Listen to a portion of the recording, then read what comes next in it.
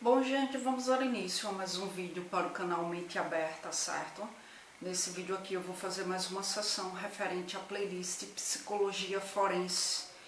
E aí, como prometido no vídeo anterior, nesse vídeo aqui eu vou conversar um pouquinho com vocês sobre a historicidade da psicologia forense aqui no Brasil, né? E aí, infelizmente, de forma errônea, no Brasil, se considera a psicologia jurídica como sinônimo de psicologia forense. E, na verdade, a psicologia forense é uma vertente, né, da psicologia jurídica. E aí essa confusão, ela se consolidou, digamos assim, ela foi consolidada aqui no Brasil, quando o Conselho Federal de Psicologia reconheceu apenas a especialidade da psicologia jurídica, tá? E aí a diferença principal que se estabelece entre a psicologia forense e a psicologia jurídica está aí no momento de atuação, tá? O que é que acontece? Os trabalhos realizados pelos psicólogos forenses são, via de regra, realizados ainda na fase de instrução do processo criminal. Digamos que é uma fase pré-processo criminal. Portanto, o que é que acontece? A situação jurídica do investigado, ela ainda não está definida, né? E os trabalhos forenses, eles têm como objetivo a produção de prova, né? Ele tem como objetivo aí avaliar o agente do ato, enfim, ilícito, tá? Como também as testemunhas, né?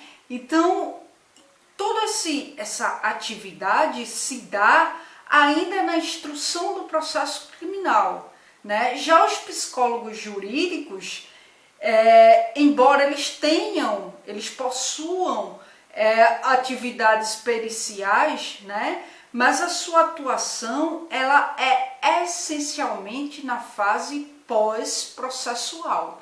Não se dá aí nessa fase onde o processo criminal ainda está em andamento, né? Essencialmente a atividade se dá na fase pós-processual, tá? Assim, os psicólogos forenses atuam, como é que eu posso dizer, nas atividades de perfil psicológico, né, de provável criminoso.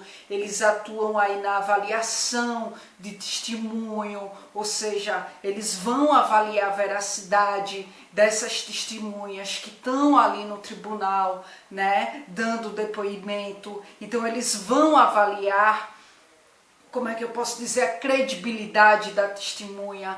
Eles vão fazer a constatação de danos psíquicos do agente, né, do ato ilícito, entre outras coisas. Então, gente, como eu falei, falar de psicologia forense aqui no Brasil, mesmo que de forma errônea, mas falar de psicologia forense é o mesmo que falar de psicologia jurídica, tá? Então, o que é que acontece? Delimitar o início da psicologia jurídica no Brasil é uma tarefa bem complexa, tá?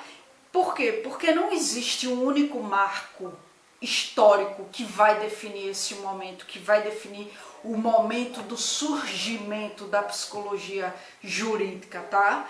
Então, a história da atuação de psicólogos brasileiros na área de psicologia jurídica, ela vai ter o seu início aí no reconhecimento da profissão. E aí esse reconhecimento se deu na década de 1960, tá? E aí essa exerção, né, do profissional da psicologia jurídica deu-se de uma forma gradual, de uma forma lenta, muitas vezes de maneira informal, por meio de trabalhos involuntários, tá? Os primeiros trabalhos ocorreram na área criminal, enfocando, eu ia falar enforcando, mas é enfocando, né, estudos acerca de adultos criminosos, enfocando estudos acerca de adolescentes infratores da lei, tá? Então, os primeiros trabalhos ocorreram nessa área.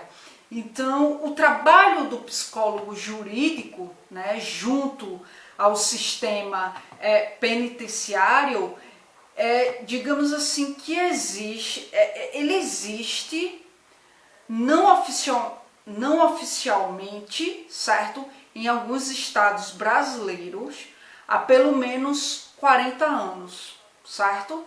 E aí, contudo, foi a partir da promulgação, ou seja, da publicação da lei de execução penal, que foi a Lei Federal número 7.210, que foi uma lei que foi promulgada no ano de 1984, foi a partir da publicação dessa lei que o psicólogo ele passou a ser reconhecido de forma legal pela instituição penitenciária. Antes disso, os trabalhos eram informais, de forma voluntária, né? Não tinha um reconhecimento formal. Então, a história revela que essa preocupação com a avaliação do criminoso, certo? Principalmente quando se trata de um doente mental delinquente, ela é bem anterior, tá? À década de 1960 do século XX. Apesar do psicólogo jurídico ele ter a sua atividade reconhecida legalmente pela instituição a partir da promulgação dessa lei, que foi aí publicada em 1984, mas essa atividade ela existe desde da década de 1960, né? Então, durante a Antiguidade e a Idade Média, o que é que eu posso falar com relação a isso? É que a loucura era um fenômeno bastante privado. E aí é importante falar sobre isso para que vocês possam entender de uma forma abrangente, né, como é que se deu, entender de uma forma abrangente a historicidade, digamos assim, da psicologia jurídica no Brasil, né? Ou seja, ao louco, durante a Antiguidade e a Idade Média, ao louco era permitido circular com uma certa liberdade. Eles tinham uma certa liberdade para circular. E os atendimentos médicos restringiam-se a uns poucos. E aí, a partir de meados do século XVII, a loucura ela passou a ser caracterizada por uma necessidade de exclusão mesmo dos doentes mentais, né? E aí criaram-se estabelecimentos para internação, né, em toda a Europa, nos quais eram encerrados sujeitos que ameaçassem, de repente viesse a ser uma ameaça à ordem da razão e da moral na sociedade. E aí o que é que acontece? A partir do século digamos assim, a partir do século XVIII na França, Pinel realizou a revolução institucional, né, liberando os doentes de suas cadeias e aí dando assistência médica a esses seres segregados da vida em sociedade. E aí, após esse período, os psicólogos clínicos eles começaram a colaborar, né, com os psiquiatras nos exames psicológicos legais e em sistemas de justiça juvenil.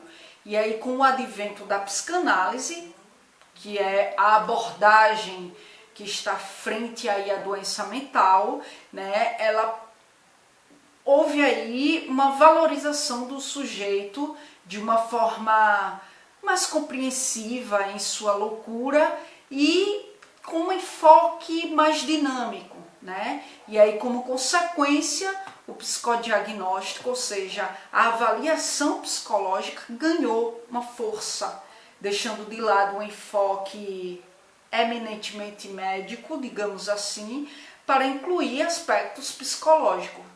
E aí o que é que acontece? Os pacientes passaram a ser classificados em duas grandes categorias, né? De maior ou de menor severidade. E aí o psicodiagnóstico, ele fica a serviço dos pacientes munidos de uma menor severidade no que diz respeito às suas patologias mentais. E aí, ou seja, os pacientes menos severos eram encaminhados, né, aos psicólogos. E aí, para quê? Que intuito? Para que esses pacientes fossem compreendidos, para que os profissionais da psicologia buscassem uma compreensão mais descritiva, né, de sua personalidade. E os pacientes de maior severidade, né, com possibilidade de internação, eles eram encaminhados, claro, aos psiquiatras, certo? Então, Ballou, em 1984, demonstrou, a partir de estudos comparativos, de estudos representativos, que os diagnósticos de psicologia forense, né, podiam ser melhores que os dos psiquiatras. E aí, de acordo com Brito, né, isso em 2005, os psicodiagnósticos eram vistos como instrumentos que forneciam dados matematicamente comprováveis que eram bastante úteis na orientação, no norteamento dos operadores do direito, né? E aí foi quando se deu essa consistência da psicologia forense, mas como eu falei, aqui no Brasil passa a ser um sinônimo da psicologia jurídica, e aí a gente viu que isso é utilizado de forma errônea, né? Porque o Conselho Federal de Psicologia, ele só considera as atividades da psicologia jurídica, mas a gente viu que há uma diferença nas atividades, né, da psicologia forense e da psicologia jurídica, tá? Bom, então é isso, minha gente.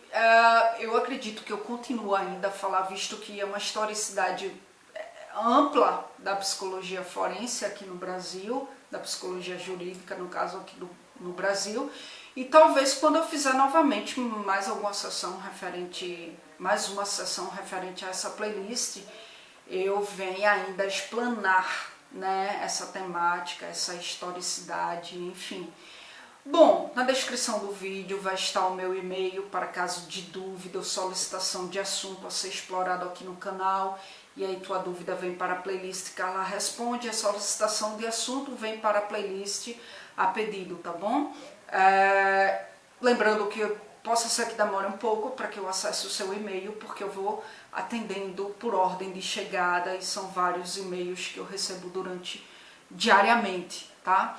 E aí na descrição do vídeo também vai estar o link do meu novo canal, chamado Só Psicanálise, certo? Onde lá eu vou explorar apenas assuntos no âmbito da psicanálise, tá certo? Então vão lá se tiverem interesse pela psicanálise e se inscrevam, tá certo? E enfim, gente, na descrição do vídeo também vai estar o link das minhas redes sociais. Pode adicionar, seguir, para acompanhar de perto as postagens que eu faço referente aos meus projetos. Só lembrando que eu não respondo mensagens via redes sociais, tá? Devido ao excesso de pessoas, e aí para não ser injusta respondendo a uns e outros não, eu respondo apenas por e-mail e por ordem de chegada. Inscrevam-se no canal, aqui eu abordo vários assuntos dentro de várias áreas, dou uma ênfase na psicologia, porque é minha área de formação, mas vez ou outra abordo outras temáticas também dentro de outras áreas, certo? Se gostou do vídeo, dá um like, se não gostou, dá um dislike, mas coloca no comentário do vídeo o que foi que você não gostou, se eu me equivoquei em algum dito. Coloca aí a tua crítica construtiva para que eu possa ler e possa melhorar quanto à minha metodologia no que diz respeito a construir conhecimento aqui com vocês, tá bom? Obrigada pela atenção de vocês e até a próxima gravação.